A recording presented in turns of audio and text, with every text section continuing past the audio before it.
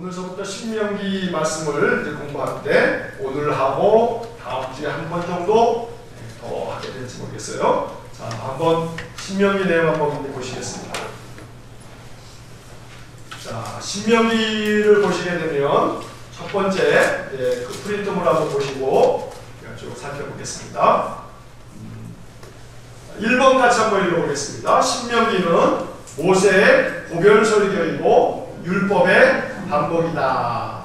자, 첫째는 신명기 그러면 모세의 고별설교다. 이렇게 정리를 하시면 됩니다. 자, 민수기 하면 무슨 책이에요? 인구조사와 방황의 책이다. 물론 그것은 연단과 훈련의 책이기도 하다라는 것을 공부를 했죠. 자, 민수기 하면은 인구조사가 몇 번 있었어요? 두 번 있었어요. 두 번. 인구조사 두 번. 자, 첫 번째 인구조사는 몇 장에 나오냐면 1장에 나오고요. 두 번째 인구조사는 몇 장에 나왔어요? 26장에 나왔죠. 그래서 요 중요한 거, 이 두 번에 걸친 인구조사. 요게 이제 민수기에서 꼭 기억해야 될 장이에요. 자, 신명기 그러면, 신명기는 모세의 무슨 설교라고요? 고별설교, 고별설교. 헤어지면서 마지막 남기는 설교예요. 그러니까 이 신명기는 모세가 120의 나이에 마지막으로 세상 떠나가기 전에 죽음을 앞두고 모세가 남긴 마지막 고별설교다. 자, 이 고별설교의 대상은 누구냐면 광야에서 태어난 사람들. 그래서 우리가 그것을 광야 세대라고 하죠. 광야 세대, 출애굽 2세대, 이 광야 세대. 요즘 말로 하게 되면은 신세대, 신세대. 신세대들에게 했던 마지막 고별설교. 자, 이 고별설교 어떤 점에서는 한 번에 걸친 쫙 설교가 아니고요. 몇 차례에 걸친 설교라고 말하는 것이 더 옳은 거예요. 그래서 이 고별설교는 적어도 이렇게 세 가지로 구분할 수가 있어요.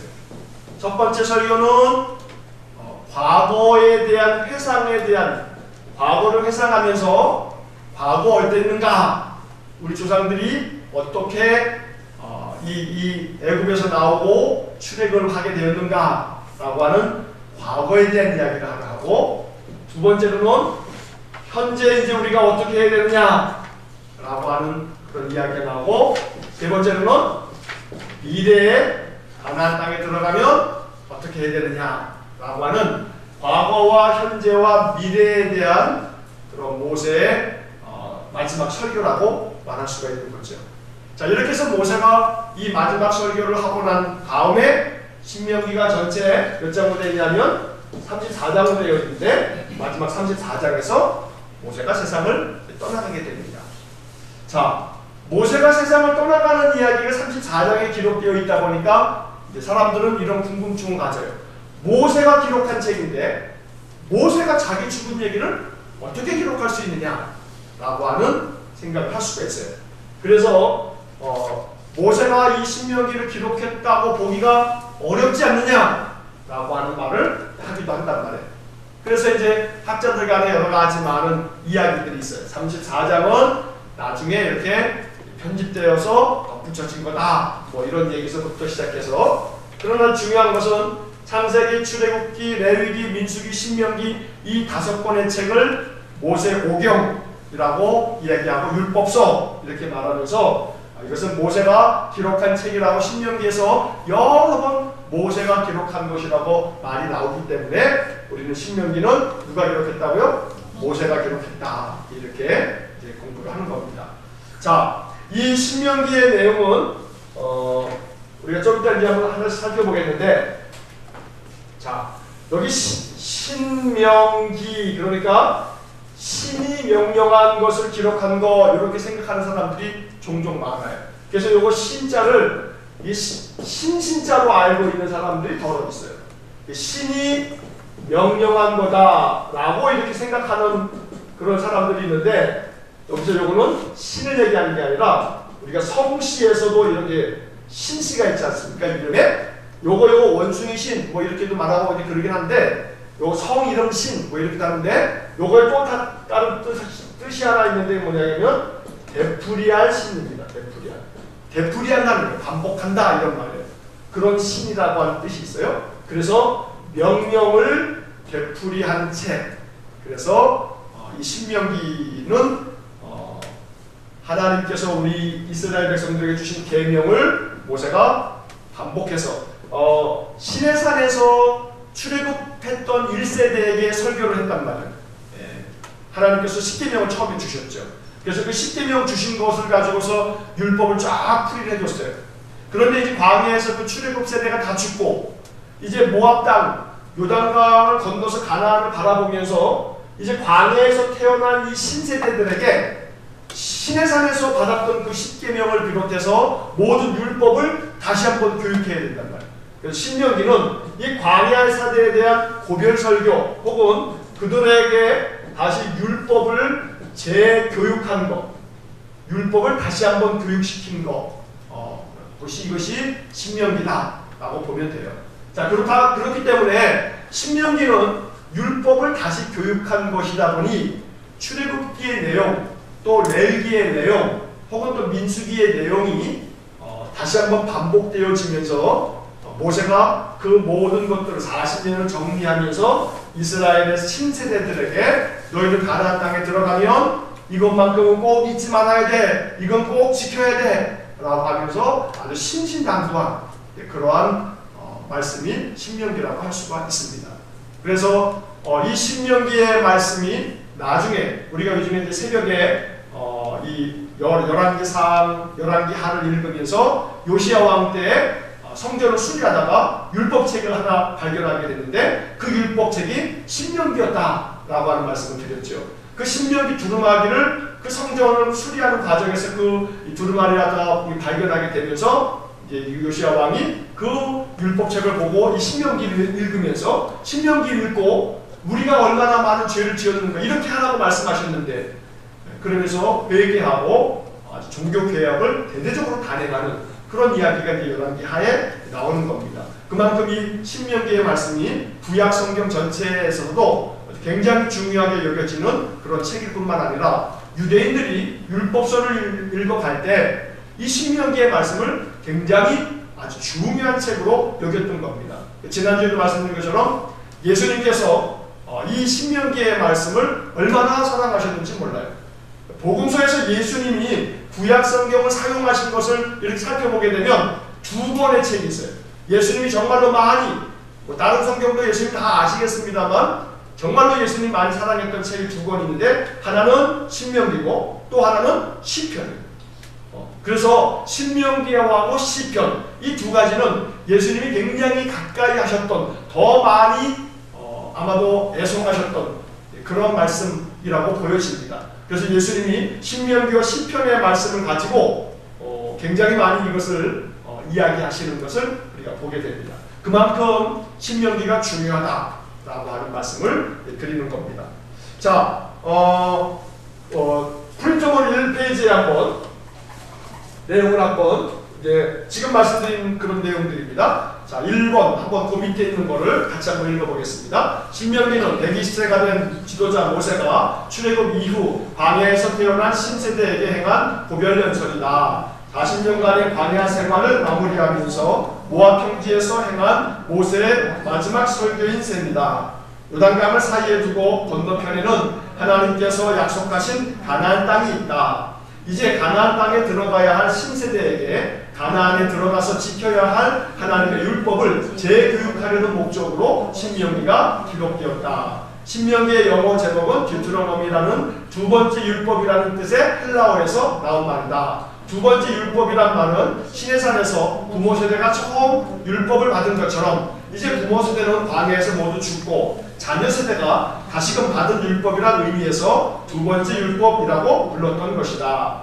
우리말로 신명기라고 할 때 한자 신은 되풀이할 신이다. 계명을 되풀이한 책이란 의미다. 지금 설명드린 그런 말씀드립니다. 자, 신명기에 대한 모세고요. 신명기가 기록된 연대는 주전 1406년경으로 추정을 하고 있습니다.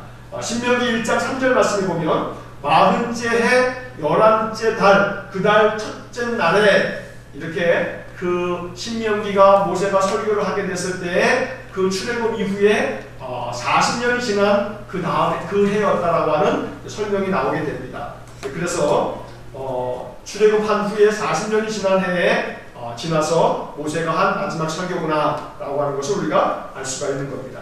자, 신명기의 특징이 한 3가지로 거기 좀 기록이 되어 있는데, 자, 신명기 특징. 자, 1번 같이 한번 읽어보겠습니다. 시작. 적대적인 환경에서 살아가야 하는 하나님의 백성을 위한 메시지를 담고 있는 책이다.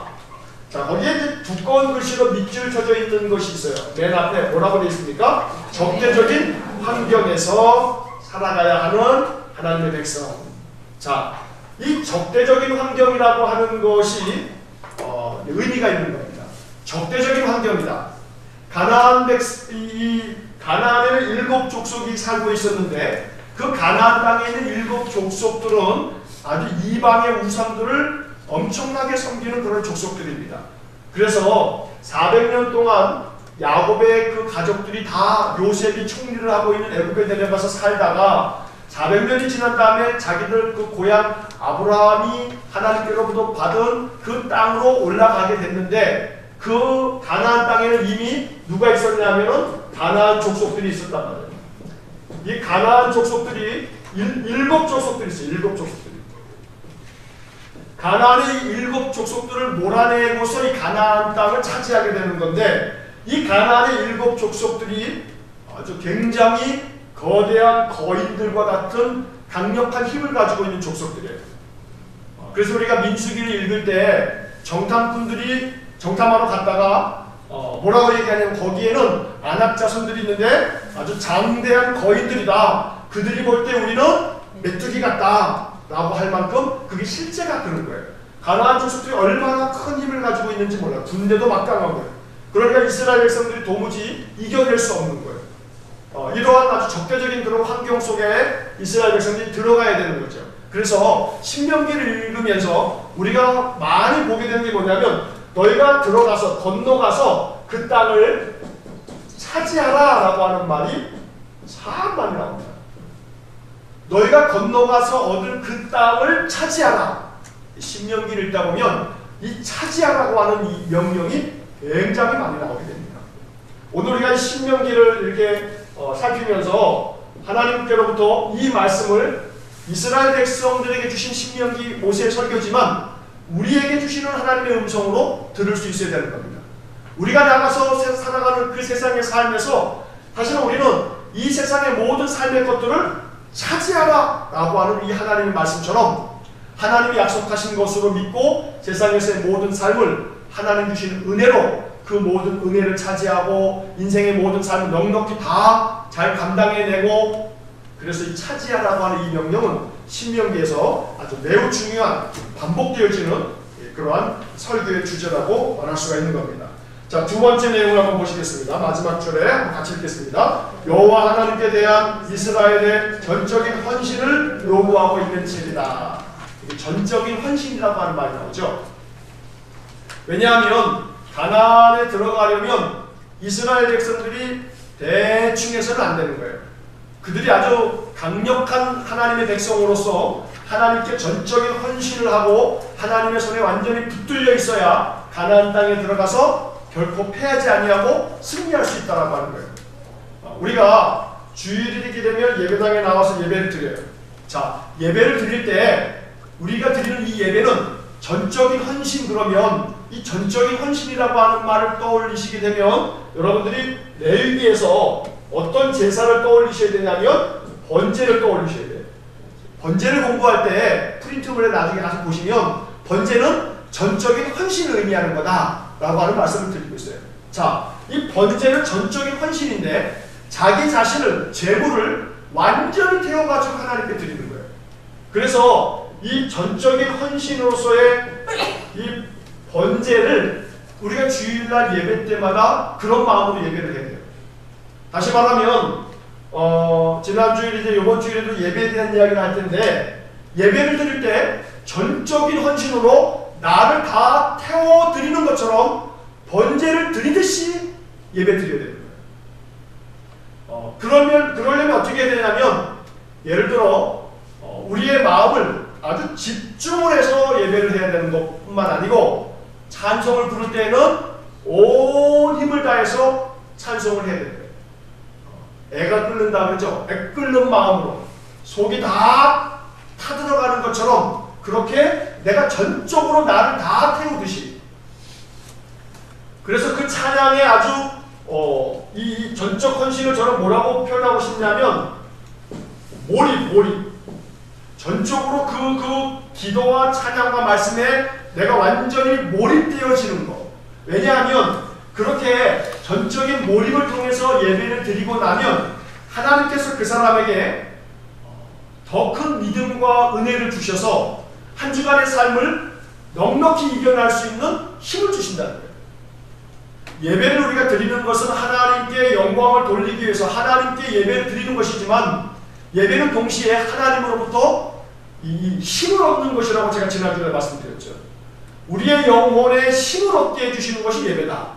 그렇기 때문에 전적인 몰입을 통해서 하나님께 예배를 드리면, 그러면 하나님께서 우리로 하여금 우리 한 주간의 삶을 넉넉히 살아낼 수 있는 우리의 영혼과 우리의 마음이 될 수 있도록 그렇게 만들어 주시는 거란 말이죠. 그래서 신명기 이야기에서는, 신명기 모세의 마지막 설교에서 모세가 강조하는 건 뭐냐면, 하나님께 전적으로 헌신해라. 그러면 너희들이 건너가서 차지할 저 가나안 땅에 이 가나안 7 족속이 아무리 가난하다 할지라도 너희가 이 7 족속을 다 몰아낼 수 있고 너희가 결국은 차지하게 될 거다. 이게 신명기의 주제입니다. 그러니까 하나님께 전적으로 헌신해라. 하나님 말씀을 온전히 지켜라. 순종해라. 하나님을 의지하고 순종해라. 그러면 하나님이 그 땅을 차지하게 할 거다. 이게 신명기를 한마디로 얘기하면 바로 그런 거예요.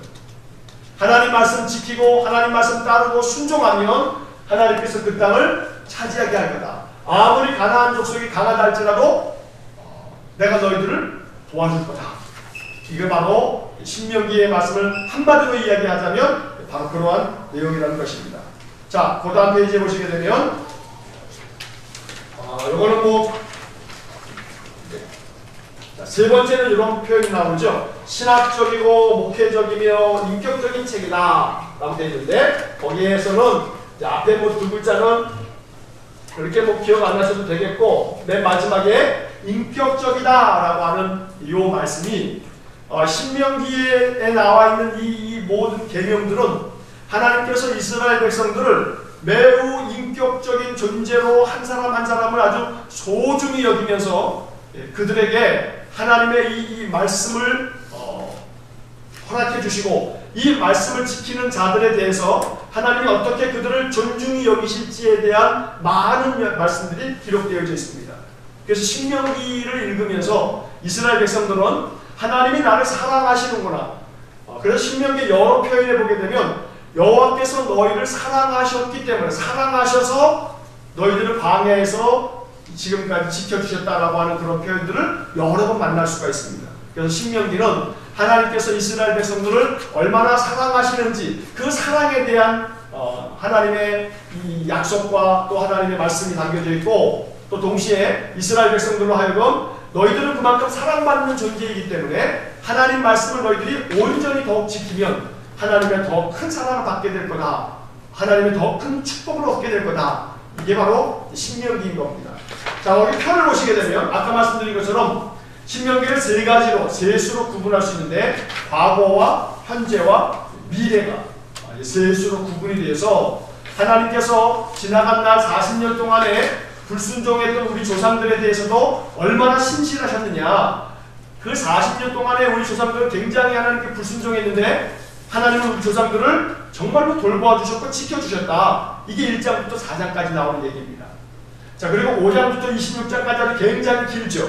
바로 이것은 5장부터 26장까지 나오는 이 이야기들은 이제 너희들이 가나안 땅에 들어가게 되면 이렇게 이런 것들을 이제 지켜야 된다. 오늘날 너희들이 지켜야 할 건 이거다 라고 하면서 쭉 말씀이 이어지게 됩니다. 그리고 27장 이후서부터는 우리가 그 유명한 28장 들어가도 복을 받고 나와도 복을 받고 뭐 떡반죽 꾸리기 복을 받고 막 이런 축복에 대한 이야기가 28장에 기록되어지면서 너희들이 가나안 땅에 들어가게 되면 이러이러한 복을 받게 될 거다 라고 하는 말씀. 물론 동시에 저주도 같이 있죠. 하나님 말씀 지키지 않으면 너희들 또한 저주를 받을 거다 라고 하는 말씀도 같이 병행되어지는 그런 말씀이 이어지고 있습니다. 그래서 1장부터 4장은 과거에 지난날 하나님이 신실하셨다는 것, 그리고 이제 현재는 너희들이 말씀으로 말미암아 거룩한 백성이 되어져야 된다는 것, 그리고 장차 미래에는 하나님께서 너희들을 축복해 주실 것이라는 것, 이것이 바로 신명기에 담겨져 있는 그런 이야기들입니다.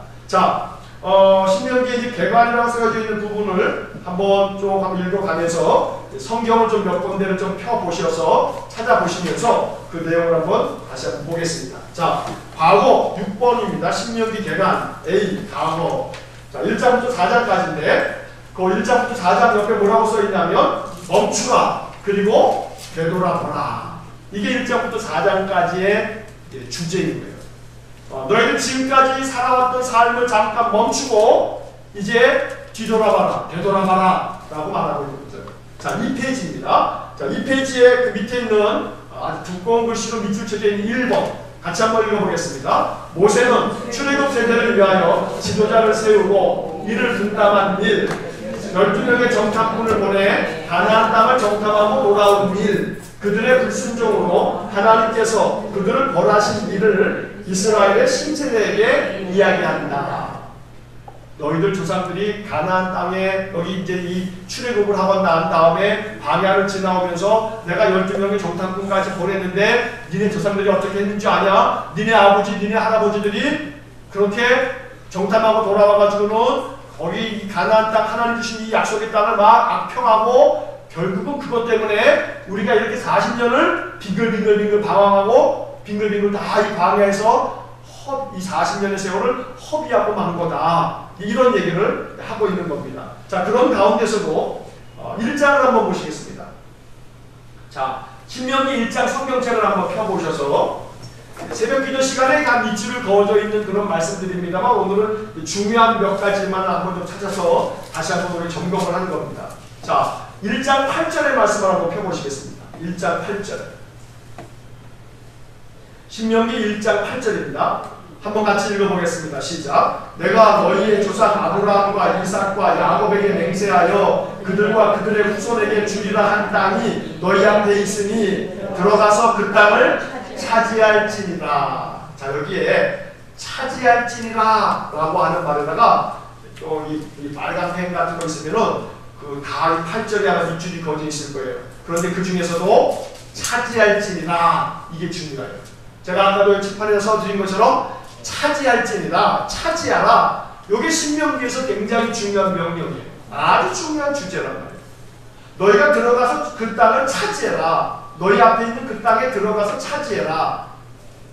한 주간 동안에 너희가 세상 속에 들어가서 일터에서 가정에서 너희들의 삶 속에서 하나님이 주신 하나님의 은혜를 차지해라. 하나님 주신 평안을 차지해라. 하나님께서 너희들에게 약속하신 것을 차지해라. 그리고 신명기는 차지하라 라고 하는 그러한 하나님의 축복의 약속이라고도 말할 수가 있는 겁니다. 자, 그 뒤에 보시게 되면 29절 말씀부터 21절 말씀 먼저 한번 보겠습니다. 21절. 자, 21절 같이 읽겠습니다. 너희 하나님 여호와께서 이 땅을 너희 앞에 두셨은즉 너희 조상의 하나님 여호와께서 너희에게 이르신 대로 올라가서 차지하라. 두려워하지 말라. 주저하지 말라 한즉. 이게 신명기입니다. 신명기는 신세대들에게, 광야에서 태어난 이 신세대들은 열재앙을 경험해 본 적이 없어요. 홍해를 건너본 적이 없단 말이에요. 그러니까 이 신세대들은 광야에서 쌩 고생만 하는 것만 알았던 친구들이에요. 그러니까 최소한 부모 세대는 광야를 지나오면서 막 홍해를 갈라지는 그 놀라운 막 기적도 경험했잖아요. 그런데 신세대들은 그런 것들을 경험해 본 적이 없는 사람들이에요. 그렇기 때문에 이 신세대에게 율법을 재교육시키는 것은 참 만만치 않은 숙제였어요.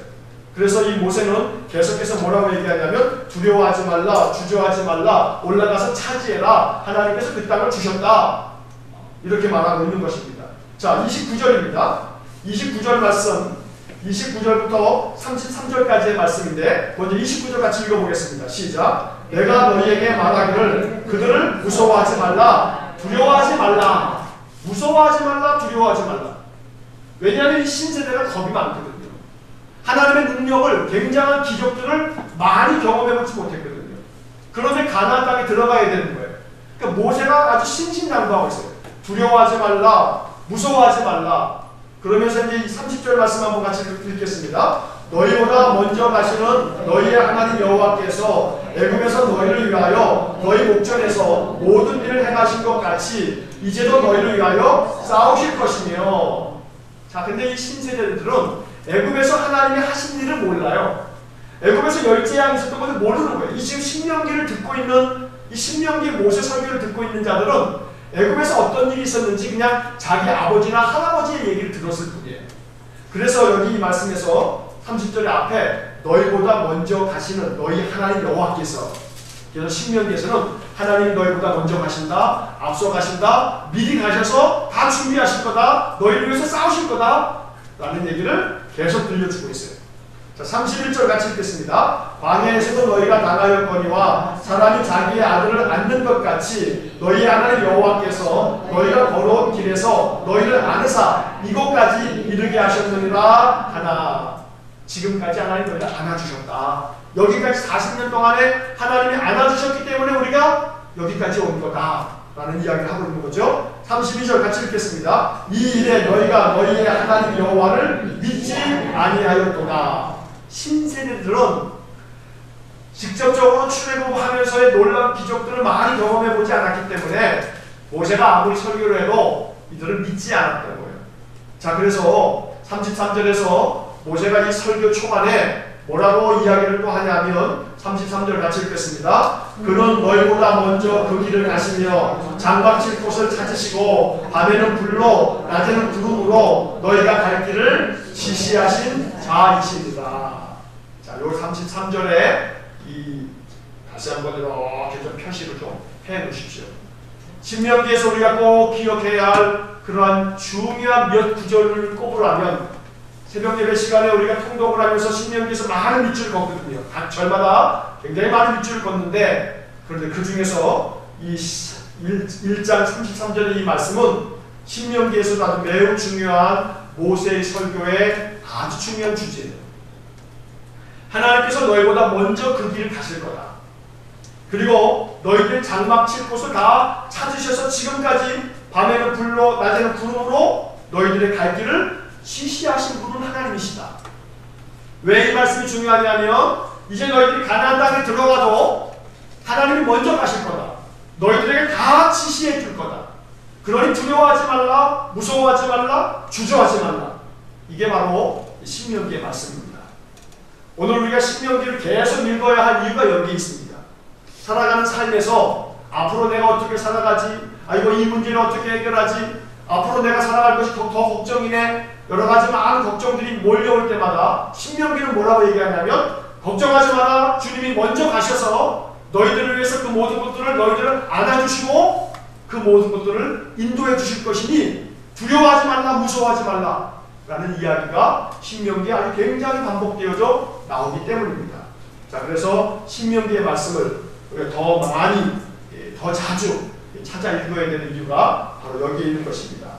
자, 두 번째 프린트물에 2번을 한번 같이 읽어보겠습니다. 프린트물 2번 함께 읽겠습니다. 모세는 이스라엘에게 요단강 동편 모압 평지에 이르기까지 만났던 여러 족속을 상대한 일과 요단 동편에 자리 잡은 지파들에게 땅을 분배하여 준 일을 이야기함으로써 하나님의 신실하심을 되돌아보게 하고 가나안 땅에 들어가지 못하는 그의 실망을 이야기합니다.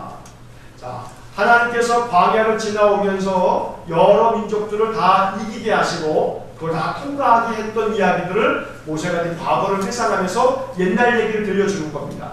자, 이렇게 옛날 얘기를 들려주면서 이제 마지막에 그 3장에 가게 되면 3장에서 모세는 섭섭한 이야기를 하고 있어요. 자기는 그럼에도 불구하고 가나안 땅에 들어가지 못하게 됐다라는 이야기를 하고 있는 거죠. 자, 3장을 한번 보시겠습니다. 3장 25절입니다.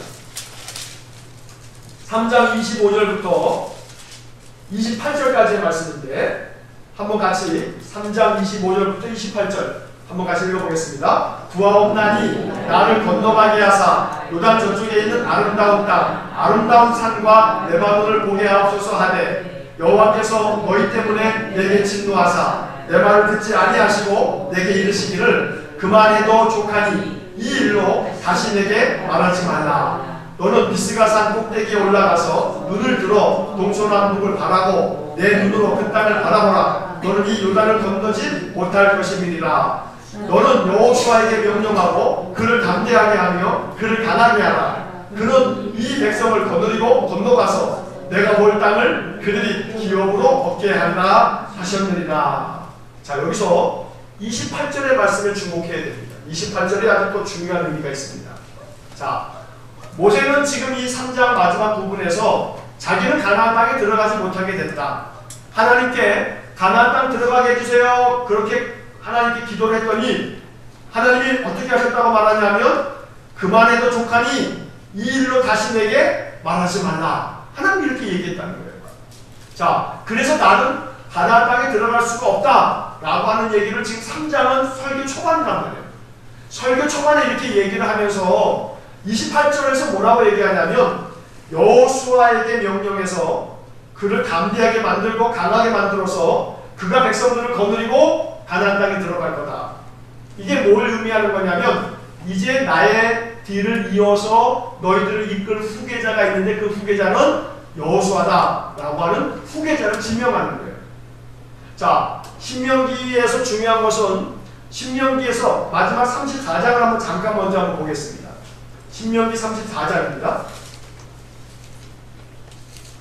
자, 신명기 34장을 한번 펴보시겠습니다. 맨 마지막 신명기의 맨 마지막 34장 5절과 6절입니다. 5절과 6절. 자, 5절과 6절 한번 같이 읽어보겠습니다. 이에 여호와의 종 모세가 여호와의 말씀대로 모압 땅에서 죽어 벳부얼 맞은편 모압 땅에 있는 골짜기에서 장사되었고 오늘까지 그의 묻힌 곳을 아는 자가 없느니라. 자, 모세가 묻힌 것을 아는 자가 있어요, 없어요? 없단 말이에요. 그러니까 모세의 시체가 어디 있는지를 모르는 거예요. 그래서 지난번에 유다서를 저희가 주일날 오후에 말씀드릴 때 이 모세의 시체에 대한 것을 가지고 미카엘 천사장하고 마귀하고 이게 싸움이 벌어졌다라고 하는 이야기가 유다서에 나온다고 주일날 오후에 말씀을 드렸죠. 자, 모세의 시체가 사라져버렸어요. 없어요. 찾을 수가 없게 되는 거예요. 어떤 사람들은 모세도 승천을 했다 뭐 이런 얘기도 하는데 그거는 뭐 성경에 있지 않는 얘기니까 그냥 그렇게 생각할 것 뿐인 거고. 자, 모세의 시체가 없어요. 그래서 모세는 가나안 땅에 들어가는 것도 못 들어갈 뿐만 아니라 시체도 어디에 있는지 모를 만큼 싹 사라져 버렸어요. 자, 그러면 모세 개인으로 따지면 굉장히 섭섭하고 서운한 일인데 이게 아주 굉장히 중요한 의미가 있어요. 왜냐하면 가나안 땅에 들어가게 됐는데 이 가나안 땅에 들어가면서 말이야 전쟁을 해야 되는 거예요. 전쟁을 해야 되는데 지도자가 두 사람이면 여호수아가 이제 후계자인데 모세가 아직 살아있어요. 자, 그러면 가나안 땅에 들어가서 전쟁을 치르고 어마어마하게 정복을 해야 되고 이래야 되는데 지도자가 여전히 두 사람이 되어지게 되게 되면 어마어마한 혼돈이 생겨요. 그래서 하나님께서 이 신명기의 이 3장에서 모세가 가나안 땅에 들어가지 못하게 된다라고 하는 이야기를 하면서 후계자로 여호수아를 세울 거다라고 얘기를 3장에서 이제 설교 중에 이야기를 하고 이제 신명기 맨 뒤에 가게 되면 다시 한번 여호수아를 후계자로 삼는다라고 하는 얘기를 또 한 번 하면서 모세가 죽는데 모세가 어디에 죽어있는지 그 시체가 어디 있는지도 싹 다 알지 못할 만큼 모세는 흔적도 없이 신명기 34장에서 사라져버리게 돼요. 자, 이것이 하나님께서 가나안 땅으로 들어가면서 우리가 이 예수님께서 하신 말씀은 새 포도주는 어떻게 해요? 새 부대에 넣어야 됩니다. 새 포도주는 새 부대에 넣어야 되기 때문에 가나안 땅에 들어가게 되거든 너희들이 지도자도 새로운 지도자를 통해서 너희들이 이 가나안 땅에 어마어마한 과업을 완수해야 되기도 하거니와 너희들이 모든 것들이 새로워져야 된다 라고 하는 이야기를 하고 있어요. 지도자도 새로워질 뿐만 아니라 너희도 새로운 지도자 밑에서 새로운 신령이 되어야 된다 라고 하는 얘기가 신명기에서 아주 중요한 모세의 설교라고 말할 수가 있는 겁니다. 자, 그래서 모세는 섭섭하지만 자기가 이 땅에서 가나안 땅을 더 이상 들어가지 못한다라고 하는 이야기를 이 모세의 설교 중에 이렇게 말하고 있는 겁니다. 자, 3페이지로 넘어가시게 되면 현재 이야기를 한번 좀 보겠습니다. 이제 이 현재 이야기에서 우리가 이제 중요한 몇 가지를 이 신명기에서 기억해야 됩니다. 자, 4장의 이야기는 그 3번 바로 그 위에 있죠. 3번. 두꺼운 글씨로 밑줄쳐져 있는 3번입니다. 모세는 이스라엘에게 한번 같이 읽겠습니다. 모세는 이스라엘에게 그가 가르치는 규례와 법도를 듣고 준행할 것과 우상을 숭배하지 말 것을 선포한다. 이게 4장에 나오는 얘기입니다. 우상 섬기지 말아라 하는 얘기를 하고 있는 거고, 5장으로 넘어오면서부터 이제 현재 너희들은 어떻게 해야 되느냐 하면 이렇게 해야 된다 라고 하는 이제 신명기의 가장 중요한 본문입니다. 본론입니다. 본론. 신명기의 본론은 이 5장서부터 26장까지에 나오는 그런 이야기인데, 자, 1번 같이 한번 읽어보겠습니다. 시작. 모세는 신세대들에게 십계명을 가르침으로써 하나님을 온전하게 섬길 것과 이웃을 자신처럼 사랑할 것을 명하며 하나님의 말씀을 지킬 때 복이 있을 것을 강조한다. 자, 이게 신명기 5장입니다. 그래서 그 1번 이렇게 써 있는데 여기 앞에다가 이렇게 써 놓으십시오. 십계명, 이렇게 십계명. 자, 신명기 5장은 십계명장이에요. 십계명장. 신명기 하게 되면은 몇몇 장을 기억하셔야 돼요.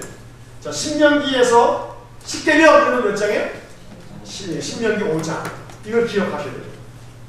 그래서 신명기에서 신명기가 아까 말씀드린 것처럼 되풀이할 진짜 명령을 되풀이한 건데, 이 신명이라고 하는 것은 신명기 5장 때문에 생겨요.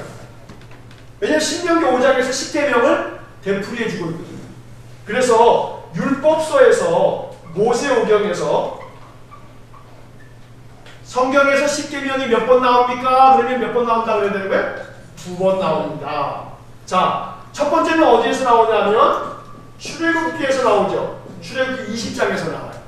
그리고 이 출애굽기 20장에서의 신명기는 출애굽 1세대, 애굽에서 나왔던 그 부모 세대에게 주신 십계명이고, 그 다음 신명기 5장에 십계명이 한 번 더 나옵니다. 이 신명, 계명을 다 되풀이한 거. 그래서 이 신명기 5장 때문에 계명을 되풀이한 책이기 때문에 신명기라는 이름을 갖게 되는 겁니다. 그래서 십계명은 신명기 5장에 한 번 더 나온다 라고 하는 거. 그래서 다시 한번, 십계명은 성경에 몇 번 나온다고요? 2번 나와요. 어디에? 첫 번째 어디 나와요? 출애굽기 20장. 두 번째는 신명기 5장. 십계명이 2번 나옵니다. 자, 그래서 십계명이 나오는 신명기의 장은 그러면 신명기 5장. 이게 신명기에서 기억해야 될 아주 중요한 거예요.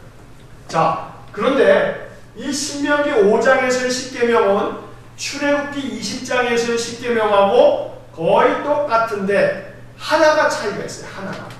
어떤 차이가 있냐면 신명기 5장 요거 하나만 잠깐 이제 한번 신명기를 공부하는 것이기 때문에 신명기 5장 12절부터 15절까지의 내용입니다. 한번 보시겠습니다.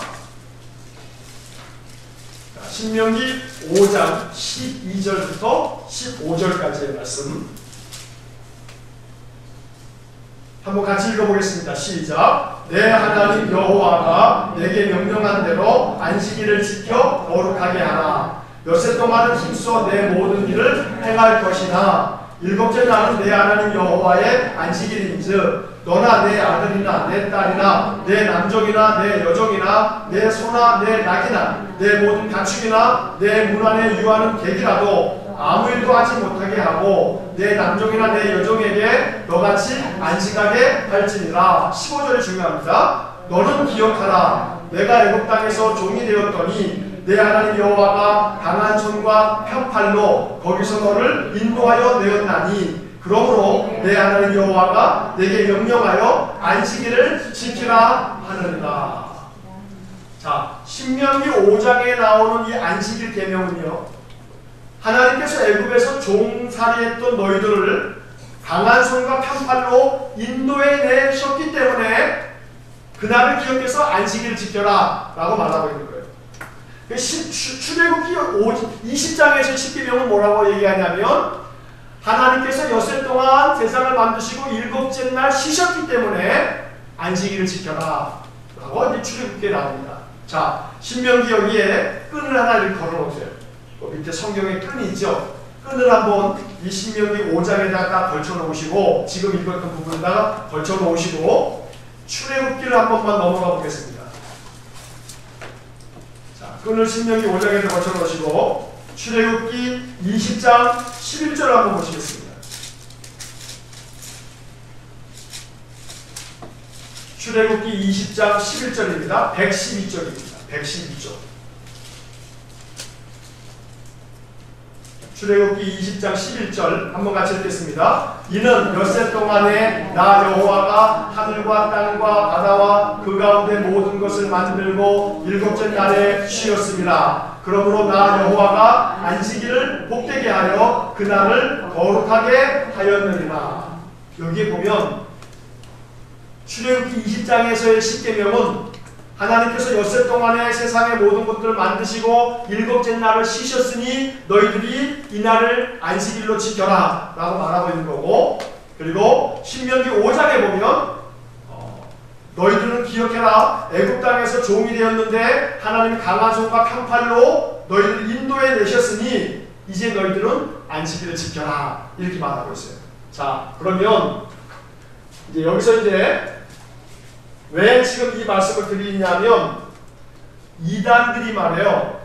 안식일을 지키라고 했지 어디 주일 지키라고 했냐? 라고 하는 그런 데들이 많아요. 그러면 여러분들이 이제 이 지금 신명기를 공부하면 이거를 아셔야 돼요. 이걸 알면 이게 해결이 돼요. 논리적으로 말해요. 뭐냐면 신명기의 이 10계명의 제4계명 안식일 계명, 안식일 지켜라, 안식일 지켜라. 성경에 안식일을 지키라고 했지 주일을 지키라고 하는 말은 없지 않느냐. 이게 이제 이단들이 안식일 지키는 사람들이 하는 얘기예요. 성경의 10계명은 안식일 지키라고 했지 주일 지키라고 말하지 않았다. 너희들은 왜 일요일, 썬데이라고 하는 썬은 태양신의 날을 지키고 있는 거다. 그래서 이거는 태양신은 로마 시대에 섬겼던 그 로마의 태양신을 너희가 섬기고 있는 거다. 이거는 잘못됐다. 안식일을 지키라고 했다. 그러니 일곱째 날 하나님이 쉬셨으니 안식일 지켜야 된다. 일, 월, 화, 수, 목, 금. 맨 마지막에 뭐예요?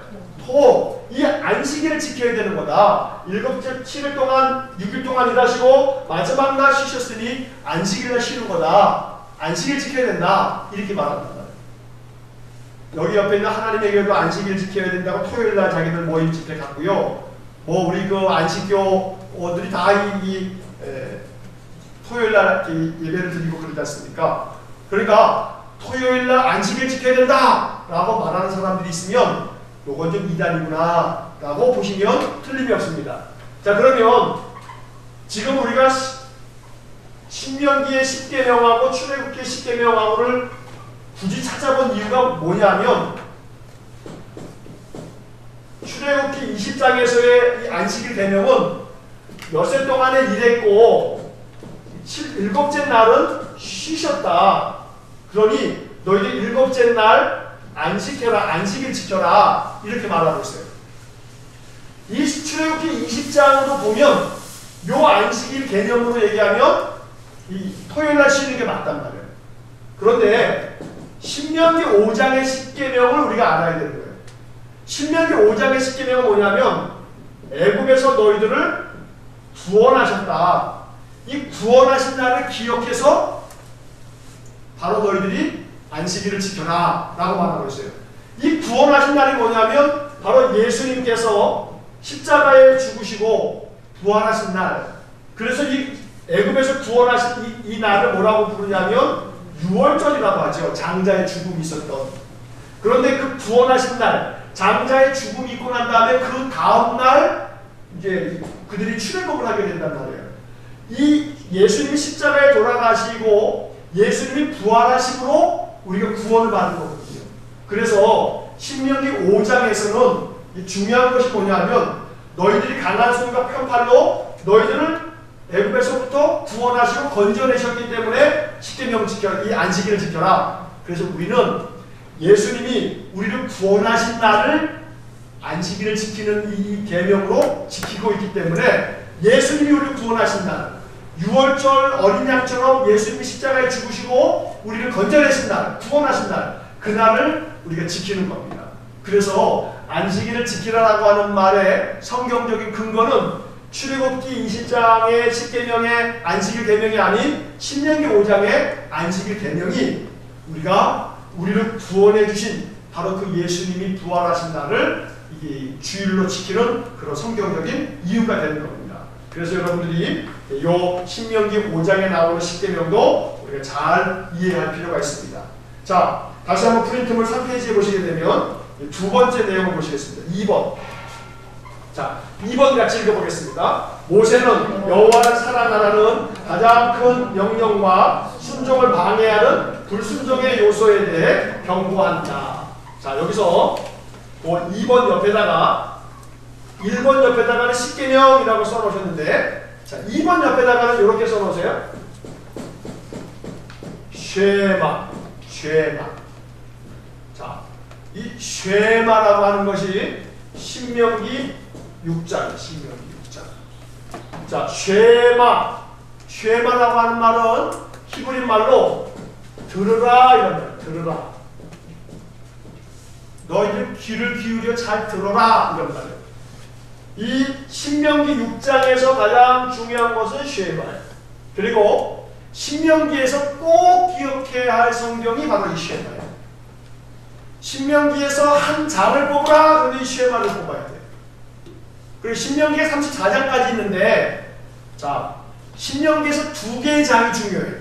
신명기 다 잊어버려도요, 요 두 개만 기억하시면 돼요. 신명기 5장은 뭐라고요? 십계명. 신명기 5장은 십계명. 신명기 6장은요? 쉐마. 신명기 6장은 쉐마.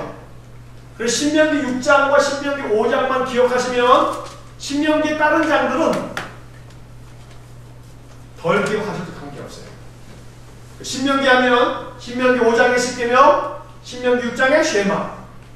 모세가 이스라엘 이 출애굽 2세대, 광야에서 태어난 세대에게 가르쳐 주시려고 했던 가장 핵심적인 골자. 너희들 십계명 기억해라. 십계명에 대한 그 다음에 막 뒤에 나와 있는 것들은 십계명에 대한 해설이에요. 해설. 그리고 너희들 꼭 기억해라. 바로 이 쉐마. 이게 바로 신명기의 가장 핵심적인 두 개의 장이에요. 나머지 것들은 안 해도 관계없어요. 뭐 관계없다는 말은 지나치지만 이 신명기에서 가장 중요한 것 두 개만 고르시면 신명기 5장과 신명기 6장. 자, 민수기에서는 몇 장이에요? 1장과 26장. 두 번 인교수하는 거. 자, 신명기에서는 신명기 5장과 6장. 신명기 5장은 십계명, 신명기 6장은 쉐마. 이것만 기억하시면 됩니다. 이것만. 자, 그러면 이 쉐마라고 하는 것이 뭔지, 그게 뭐냐면 신명기 6장 4절부터 9절까지. 자, 신명기 6장 4절부터 9절. 요게 신명기에서 한 본문을 뽑으라. 그럼 요걸 뽑는 거예요. 신명기 6장 4절로 9절. 이게 신명기를 통해서 모세가 가장 중요하게 얘기하려고 하는 거예요. 쉐마. 자, 그래서 이스라엘 사람들은 지금도요, 자기들의 자녀를 교육시킬 때 그 이스라엘의 교육법을 뭐라고 얘기하냐면 쉐마라고 해요. 쉐마. 쉐마 이스라엘 자녀들아 들어라. 뭘 들으라고 하냐면 신명기의 율법을 들으라 하면서 신명기의 말씀을 그들은 열심히 자녀들에게 가르쳐주고 있습니다. 자, 신명기 6장 4절부터 9절까지의 말씀을 한번 읽어보겠습니다. 신명기 6장 4절부터 9절 같이 읽겠습니다. 시작. 이스라엘아 들으라. 우리 하나님 여호와는 오직 유일한 여호와이시니 너는 마음을 다하고 뜻을 다하고 힘을 다하여 내 하나님 여호와를 사랑하라. 오늘 내가 내게 명하는 이 말씀을 너를 마음에 새기고 내 자녀에게 부지런히 가르치며 집에 앉았을 때든지 길을 갈 때든지 누워있을 때든지 일어날 때든지 이 말씀을 강론할 것이며 너는 또 그것을 내 손목에 메어 기호를 삼으며 내 미간에 붙여 표로 삼고 또 내 집 문설주와 바깥문에 기록할지니라. 자, 이게 얼마나 중요한 거냐면요, 예수님께서 율법학자가 와가지고 모든 이 계명에 가장 중요한 게 뭡니까? 할 때 예수님이 뭐라고 얘기하냐면 하나님 사랑해라. 근데 하나님 사랑하면 어떻게 살아가냐면 마음을 다하고 뜻을 다하고 목숨을 다하여 주 너희 하나님을 사랑해라. 그게 어디 나오는 거냐면 이 신명기 6장 5절의 말씀입니다. 5절. 예수님은 신명기 6장 5절의 말씀을 사용하셔서 첫 번째 계명은 뭐냐면, 첫 번째 가장 큰 계명은 하나님 사랑하라. 하나님 사랑하라고 하는 것이 5절에 나와 있는 너는 마음을 다하고 뜻을 다하고 힘을 다하여 내 하나님 여호와를 사랑하라. 요걸 얘기하시는 거예요. 그리고 둘째는 이와 같으니 내 이웃을 내 자신과 같이 사랑하라. 요건 어디 나오는 거예요? 레위기 18장에 나오는 거예요. 우리가 레위기 공부할 때 레위기 18장에 나오는 요것이 굉장히 중요하다고 말씀을 드린 적이 있습니다.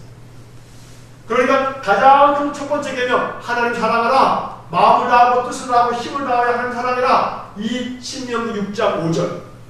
예수님은 모든 율법 중에서 가장 첫 번째로 이걸 꼽은 거예요. 그러니까 신명기 6장 5절이 얼마나 중요한지 몰라요. 자, 동시에 이 쉐마라고 불리는 4절부터 이 9절까지 나오는 이 말씀을 이스라엘 백성들은 지금도요, 예루살렘에 가면요, 예루살렘이 성지순례 가면 예루살렘 이렇게 동네들을 베들레헴이든 이렇게 나사렛이든 이렇게 동네를 한번 투어를 하기도 해요.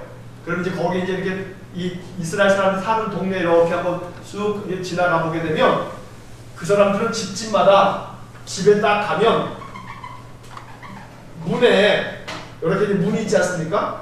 들어가는 문에 이쪽에 보게 되면 이렇게 조그만 이거보다 좀 더 작죠. 조그만 이렇게 나무떼기 같은 게 하나씩 딱 붙어 있어요. 여기에 뭐라고 써 있냐면 여기에 이제 히브리 말로 쉐마라고 하는 것이 여기 이렇게 써 있어요. 히브리어로. 그리고 요 쉐마라고 써 있는 거 제가 이제 다음 주에 한번 이 신명기 한번 더 해야 되는데 요것을 제가 요 표딱지 같은 거를 제가 한번 갖고 와가지고 보여드릴게요. 제가 성지 갔을 때 요거 여기 사둔이 아마 집에 있을 때 찾아봐가지고 요게 뭐냐면 요 네모난 요 함이 있는데 나무라든가 뭐 여러 가지 뭐 이렇게 그 재질로 만드는데 그 안에 종이를 갖다가 이 신명기 6장 4절로 9절까지를 조그맣게 히브리어로 써놓은 이것을 돌돌돌 말아가지고 그 안에다가 이렇게 끼워놓은 다음에 그 다음에 여기다가 못으로 이렇게 딱 박아가지고 문 앞에 딱 붙여놔요. 이걸 뭐라고 부르냐면 이거를 매주자라고 부르요. 매주자. 매주자라고 하는 것을 이렇게 붙여놓는데 그래가지고 이스라엘 사람들은 지금 이 구절에 나와 있는 내 집 문설주와 바깥문에 기록할지니라 요 이야기를 이렇게 만들어 놓고서 이 쉐마를 써놓고 이스라엘 사람들은 항상 집에 들어가게 되면 요 매주자를 갖다가 한 번씩 딱 터치하고 들어가요. 그리고 바깥에 나갈 때도 집에 외출할 때도 반드시 나가면서 요것을 한 번씩 딱 손으로 터치하고 나가요. 아주 조금 좀 미신적인 느낌이 들 정도로 그러니까 꼭 가면서 여기다 딱 터치하고 나가요. 자, 종종 이제 그 유대인 라비들의 어떤 그런 이렇게 다큐멘터리라든가 이런 화면 같은 데 보게 되면 까만 정장 같은 거 이렇게 딱 예복같이 생긴 걸 입고 여기에다 끈을 이렇게 두르고 요 앞에 네모난 거, 뭐 조그만 걸 이렇게 딱 이렇게 갖고 있는 그 유대인 랍비들이 있어요.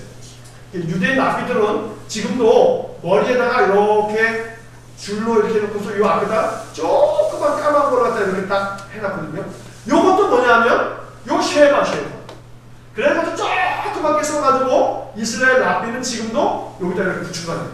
끈으로 이렇게. 그게 뭐냐면 지금 여기 나와 있는 말씀처럼 이 8절의 말씀에 너는 또 그것을 내 손목에 메어 기호로 삼으며 내 미간에 붙여 표로 삼고. 그래서 이스라엘 랍비들은 지금도 여기다가 이렇게 그거를 붙이고 다니는 그런 랍비들이 있다. 그런 전통이 있다. 그만큼 이스라엘 사람들에게 이 쉐마는 지금 현대 유대인들조차도 쉐마를 가장 중요하게 여깁니다.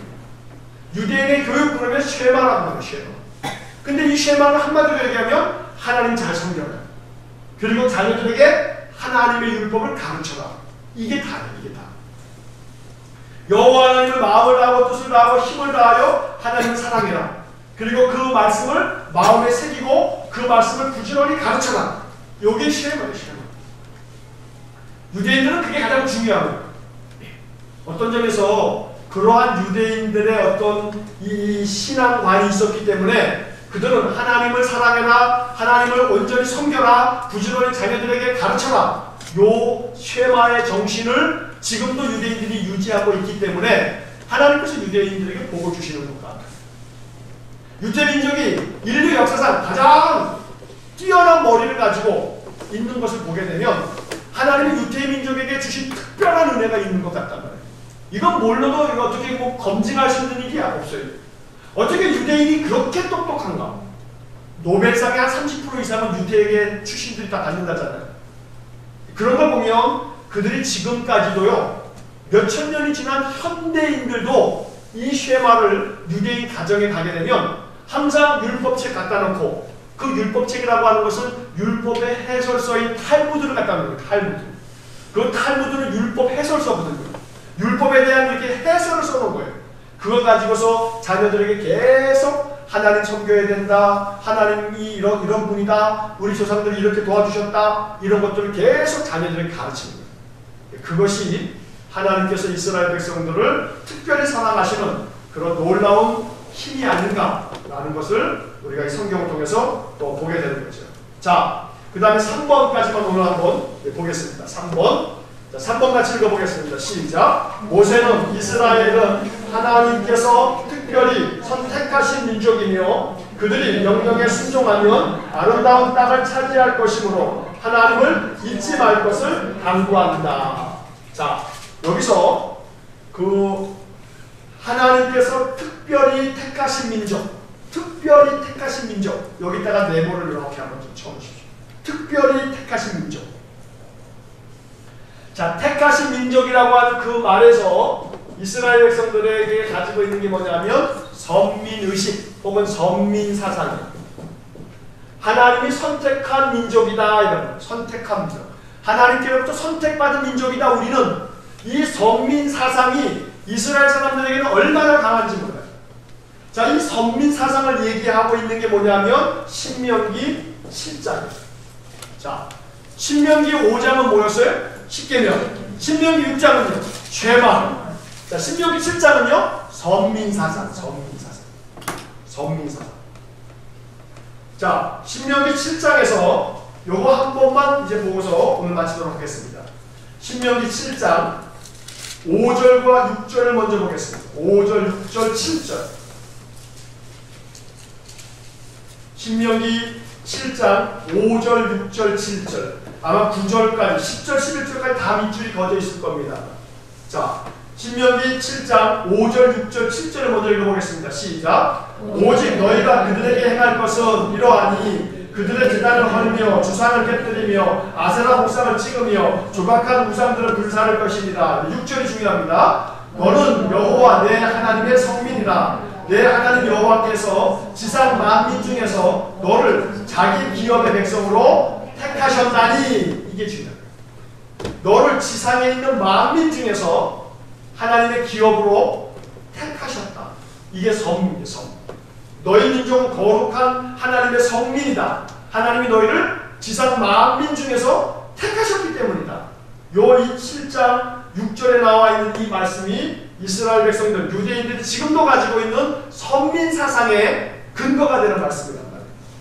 자, 7절 같이 읽어보겠습니다. 여호와께서 너희를 기뻐하시고 너희를 택하심은 너희가 다른 민족보다 수요가 많기 때문이 아니니라. 너희는 오히려 모든 민족 중에 가장 적으리라. 너희 민족이 뭐 잘났기 때문에 힘이 세기 때문에 하나님 택한 게 아니다. 그 뭐 때문에 택하느냐면 8절 같이 읽겠습니다. 시작. 여호와께서 다만 너희를 사랑하심으로 말미암아 또는 너희의 조상들에게 하신 맹세를 지키려 하심으로 말미암아 자기의 본능의 손으로 너희를 인도하여 계시되 너희를 그 종되었던 집에서 애굽 왕 바로의 손에서 속량하셨나니. 자, 하나님께서 너희를 사랑하셨기 때문에 너희를 택하신 거다. 이게 바로 이스라엘 백성들에게, 유대인들에게 중요한 선민의식, 선민사상. 하나님이 우리를 사랑하셔서 특별히 우리를 택해 주셨다. 이게 신명기에서 신세대들에게 모세가 설교했던 중요한 설교의 주제예요.